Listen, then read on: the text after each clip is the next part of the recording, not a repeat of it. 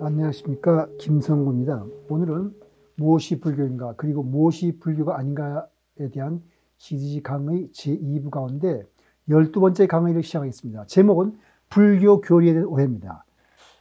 지난 제11강에서 학자들이 언급하는 인도 불교 소멸 원인은 여러 가지로서 이 여러 가지 원인들의 복합적으로 작용해가지고 인도 불교가 소멸하였겠지만 학자들이 생각하지 않는 원인이 하나 있을 수 있을 것이라고 제가 추정하였습니다. 그것은 보통 사람들이 불교적 진리를 제대로 이해하지 못했을 것이라는 것인데, 왜냐하면 저명한 학자들조차 불교적 진리를 오해했기 때문이거든요. 그래서 이번 강의에서는 그 저명한 학자들이 불교를 어떻게 오해했는지 살펴볼 예정입니다. 학자들의 오해를 살펴보는 것은 분명히 불교적 진리를 바르게 이해하는 데 도움이 될 것입니다. 뿐만 아니라 이것은 인도 불교 소멸의 원인을 이해하는 데도 도움이 될 것입니다. 인도 불교의 소멸 원인을 살펴보는 것은 인간의 본질을 이해하는 데도 큰 도움이 될 겁니다. 그것은 종교가 무엇인지, 왜 종교가 필요한지, 또 바른 종교 생활이 무엇인지 이해하기 위해서 꼭 필요한 일일 것입니다. 이제 학자들이 어떻게 불교를 오해했는지 한번 살펴보도록 하겠습니다. 먼저 저명한 인도 철학자 라다 크리슈나니 불교를 어떻게 오해하는지 살펴보겠습니다. 라다 크리슈나는 불교가 인도 문화에 불멸의 자취를 남겼으며 힌두교와 불교로부터 최고 형태의 윤리를 흡수했다고 말했습니다. 그리고 힌두교의 경전인 바가바드 기타를 담고 있는 마하바라타는 불교의 훌륭한 측면을 반영하고 있다고 말했습니다. 이것은 불교를 높이 평가하는 것 같습니다. 그러나 이렇게 불교를 높이 평가하는 라다 크리슈나도 불교를 결정적인 점에서 오해를 하고 있습니다. 뭐라 그러냐면은, 라다 크리슈나니 저술한 인도 불교사 제2권 471페이지에 그 그림이 나와 있는데, 거기에 보면 이렇게 나옵니다. 고대 불교는 인간 불멸에 대한 아무런 희망도 줄 수 없었고, 공이니까 모든 삶을 고통으로 생에 대한 애착을 가장 큰 악으로 간주했으며, 모든 삶을 고통이란 말은 고성제를 말하는 거죠. 인생은 고다 그랬으니까. 그래서 생에 대한 애착을 가장 큰 악으로 간주했으며 인간의 목적을 모든 욕망의 단멸로 규정했다. 불교가 그런가요? 라다 크리스천이 이렇게 오해한 거죠. 열반이 불교적 깨달음에서 도달할 수 있는 최고 최상의 경지인데 이것을 허무한 단멸이라고 라다 크리스천은 이해한 겁니다. 물론 불교의 열반을 뜻하는 산스크리트어 니르바나는 불이 꺼진 상태로서 욕망의 불길이 타고 남은 죄처럼 완전히 꺼진 상태를 의미하지만 이것이 험한 종말을 뜻하는 건 아니다. 그래서 번뇌의 완전 소멸을 뜻하는 것이죠. 근데 라다 크리슈나는 그걸 오해한 거죠. 아무런 욕망도 없는 거로. 라다 크리슈나는 불교 핵심 교리 공에 대해서도 다음과 같이 오해를 하고 있습니다. 인도 철학사 그 1권에 나오는데 어떤 불교도들은 자아를 단지 공이라고 여김으로써 자아가 없는 거죠. 그것을 무아죠. 그 형이상학적 추상을 던져버린다. 부처님은 아트만이 없다는 뜻에서 무아라고 불렀고 용수는 공이라고 불렀는데 무아는 아나트만, 즉 아트만이 없음을 뜻하고 용수의 공은 그대로 용기법을 뜻하는 겁니다. 라다 크리슈나는 공을 단순히 아무것도 없는 무로 이해한 것이거든요. 앞으로 설명하겠지만 공은 단순한 허무가 아닙니다. 라다 크리슈나의 공을 무로 이해한 것은 그렇게 놀랄 일은 아닙니다. 왜냐하면 라다 크리슈나는 우파니샤드에 정통한 철학자로서 우파니샤드의 가치를 서양에 적극적으로 알린 사람이거든요. 모든 전제의 근원에는 우파니샤드에 의하면 아트만이 있다는 거거든요. 그런 우파니샤드의 관점에서 보면 아트만이 없다는 말은 허무로 해석될 수 있을 겁니다. 라다 크리슈나처럼 열반과 공을 허무한 것으로 이해하는 학자의 수가 적지 않습니다. 반복되는 것 같지만 공과 열반의 개념에 대한 비판적인 또 다른 사람의 예를 살펴보도록 하겠습니다. 한스 스테리로서 독일의 출판가이자 작가인데 세계 철학사에서 불교를 소개하면서 불교의 윤리적 측면을 굉장히 높게 평가합니다. 이런 말을 합니다. 불교 전파 과정에는 한 번도 유혈의 사태가 없었으며 이 점은 기독교 선교, 특히 중미대륙에서 이 선교와 엄격한 대조를 이룬다. 이처럼 불교는 2500년의 역사 동안 참된 평화의 가르침을 입증하였다. 이렇게 말을 하면서도 한스 스트레이리는 똑같은 책에서 불교의 무아윤회와 열반에 대해서 비판합니다. 뭐라고 비판하냐면 이렇게 비판합니다. 석가에게 윤회설은 인과 법칙, 즉 연기작용의 무제약적 타당성에서 주어질 수밖에 없는 당연한 결과이다. 연기법이 옳다면 윤회는 맞다는 것이지만요. 그렇지만 이러한 주장은 영숙하는 자아는 없으며 죽음에 지속되는 인간 영혼이란 없다는 견해 어떻게 합쳐질 수 있는가? 어떻게 영혼이 없는데 뭐가 윤회하는가? 이 말이 되는가? 이 말이죠. 그 무아윤회를 오해하는 거죠. 동일한 영혼이 현세에 쌓은 업의 결과를 내세 삶에서 견뎌내는 것이라고 해야만 윤회에 대해서 말할 수 있는 것이 아닌가. 이렇게 한스 튜렛이는 무아윤회를 오해하고 이런 말까지 덧붙입니다. 오랫동안 서양의 학자들은 이 점을 불교의 약점이자 모순을 간주해왔다. 이 말은 무슨 말이죠?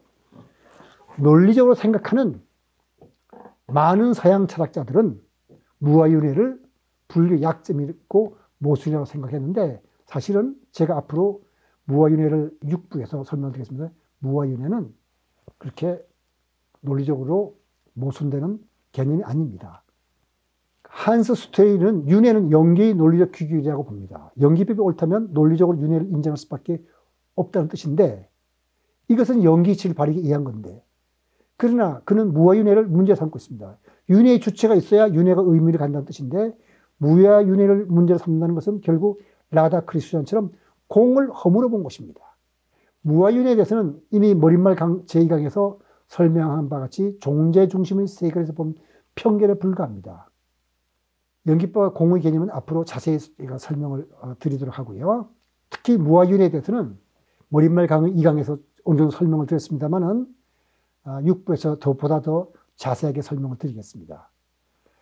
그다음 열반에 대해서도 한스 튜렛은 험한 것으로 보는데 이렇게 맞습니다. 무지에서 벗어나 탐진치를 제거한다 하자. 그렇게 탐진치가 제거된 그런 인간은 도대체 무엇을 획득하는 것인가? 그것은 영원한 행복의 그 적극적 지복이 상태가 없다. 왜냐하면 영원한 영혼이란 없고 천국도 지옥도 없기 때문이다.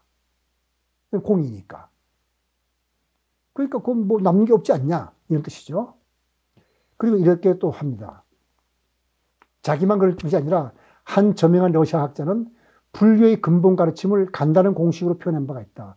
그것은 실체도 없고 지속성도 없고 실체가 없다는 말은 무아여 공이고 지속성이 없다는 말은 재행무상이니까 늘 변하니까 그러니까 축복도 없다는 공식이다. 그도 그럴 것이 항구적인 해탈이란 존재하지 않기 때문이다. 또 다른 학파는 존재를 부정하는 허무주의 체계에 두었다. 모두 불교를 철저하게 오해한 것이죠. 이런 것들은 불교가 아닙니다. 여기서 이 사람들이 말한 것은 라다 크리스천이 말한 것도 한스 스트레이트가 말한 것도 이 강의의 제목이 큰 제목이 무엇이 불교인가 그리고 무엇이 불교가 아닌가인데 여기 이 사람들이 말한 것은 전부 다 불교가 아닌 겁니다. 그렇다면 해탈의 상태에서 얻을 것은 무엇인가? 그것은 즉 열반이다. 문제 그대로 옮기면 타든 불이 꺼진 상태를 뜬다. 다시 말해서 물을 뜨다는 것이다. 불이 꺼졌으니까 모든 게 다 꺼졌습니다. 모든 게 다 꺼졌는데 뭐 좋은 게 뭐가 있냐 이런 말이죠. 열반이라는 건 그런 거니까. 이것도 불교가 오해하는 것이죠. 그러니까 불교의 핵심적 개념들에 대한 한스 스트레이트의 비판은 라다 크리스천의 비판과 반박이 똑같습니다. 사실 불교를 깊이 연구한 학자들 중 많은 수가 불교적 진리에 감탄하고 찬탄하지만 또한 적지 않은 학자들이 불교의 염세주의와 허무주의를 봅니다. 불교의 핵심적 개념들이 얼마나 비판받는지 알아보는 것은 불교의 개념들을 바르게 이해하기 위해서 꼭 필요한 일입니다. 계속해서 비판하는 사람들의 말을 들어보기로 하겠습니다. 존 노스는 종교학자로서 이 사람이 쓴 책 세계 종교사는 많은 대학에서 종교학 교재로 채택하고 있는데 이 책에서 이런 말을 하고 있습니다.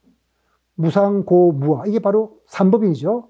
이와 같은 개념들은 삶에 대한 인간의 의의를 소침하게 합니다. 무상은 허무한 걸 보고 고는 염세주의를 보고 무아는 아무것도 없으니까 허무하지 않느냐 이렇게 보는 거죠.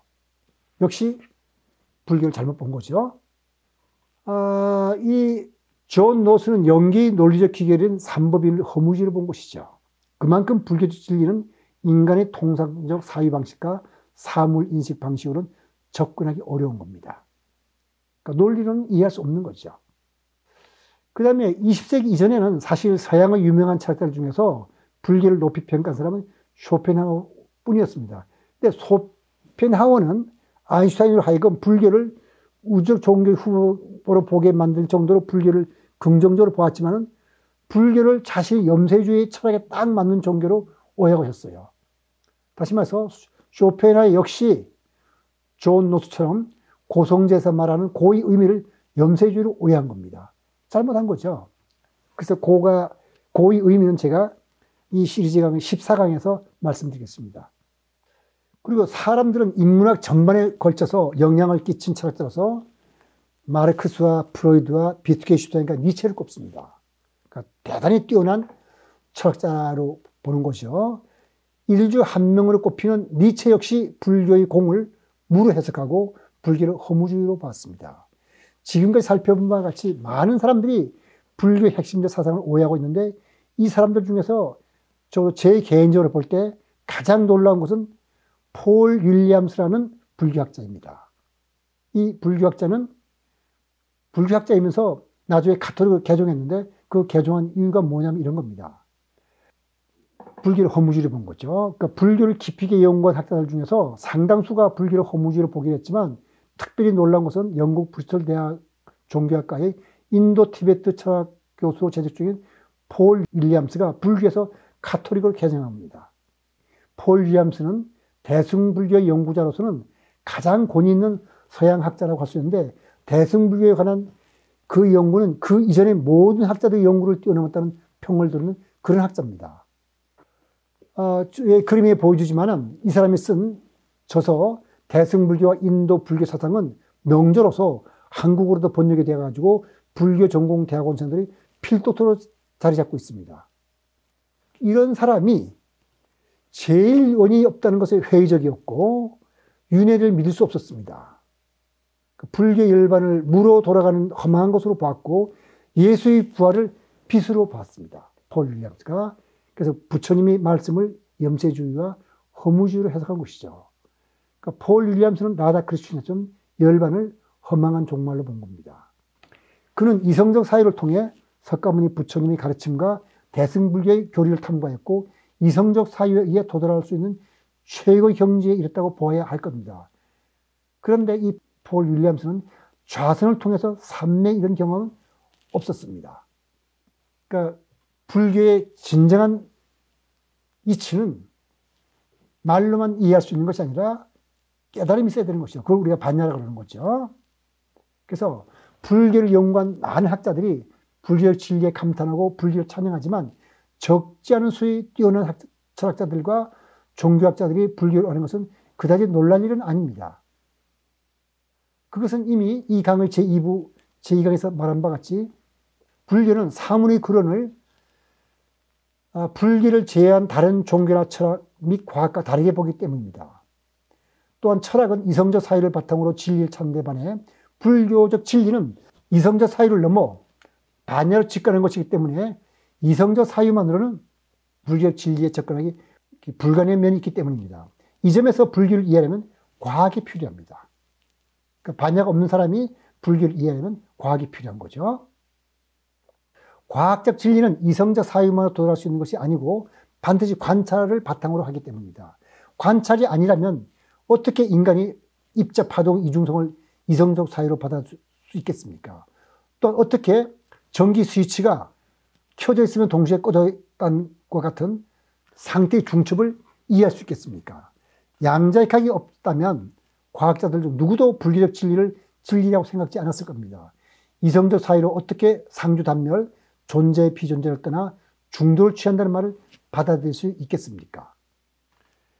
과학은 우리가 반야가 없다 하더라도 적어도 사물의 이중성이라든가 상태의 중첩과 같은 이성적 사유로 도달할 수 없는 현상이 있다는 걸 우리한테 보여주기 때문에 과학적 관찰을 통해서 우리가 이성적 사유로 도달할 수 없는 어떤 중도 이치와 같은 그런 원리가 세상에 있구나. 그리고 불교가 그것을 말하는구나 하고 말해주면서 우리는 과학을 통해서 직접 깨달음이 없다 하더라도 불교적 진리를 어느 정도 접근해 갈 수가 있다는 그런 뜻입니다.